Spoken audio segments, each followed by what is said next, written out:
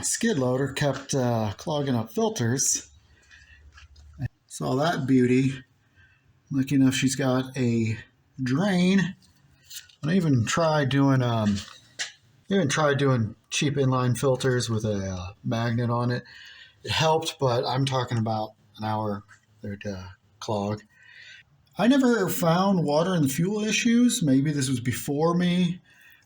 Another problem is this is outside, so the diesel fuel gets really cold, and then we're in St. Louis. The weather can change in a minute, and maybe it sucks moisture in. But I don't know. I got to get rid of that. It's part of the structure, so somehow I'm going to have to fill that and rinse it out. I'm thinking electrolysis. If apple rust would be nice, but I'm 10 gallons. That'd be over $200. No, thank you. Cleaned it out with acetone using a refillable can. That was really nice. You can see from here and in here, it is full. I'm going to have to use the shop vac. It's already looking better just from getting the shop vac in there. That's from the shop vac. Positive on the sacrificial metal. Yeah, I know this could be zinc, but I heavy-duty wire brushed it off. I just wanted the most surface area. Yeah, about 30 minutes at 50 amps. Nice and frothy. We'll try and clean that electrode and then let it sit overnight. It's not crazy dirty, but it's worth cleaning off before it's called a night. Well, I have to say the electrolysis is working great.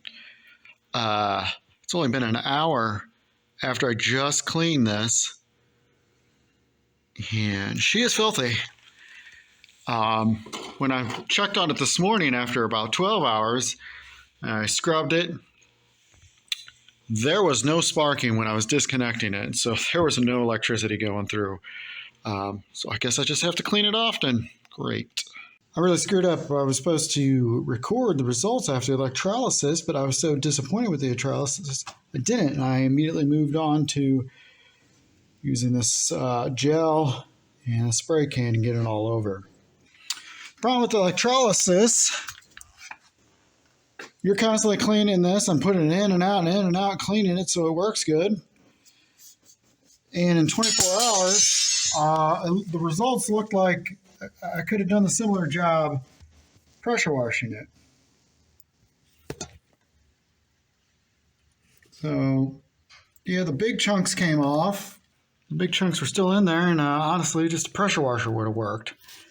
And time, like I said, you're constantly cleaning that electrode. But like I said, I'm using the gel now. Looks like it's doing an all right job. The spray can. Should have just pressure washed this to begin with and use something like this. The reason why I'm using a gel is because you got such a big tank, let's say 10 gallons at least. The amount of chemicals needed in a valve, $12 pretty good to go. Let's see how it works though.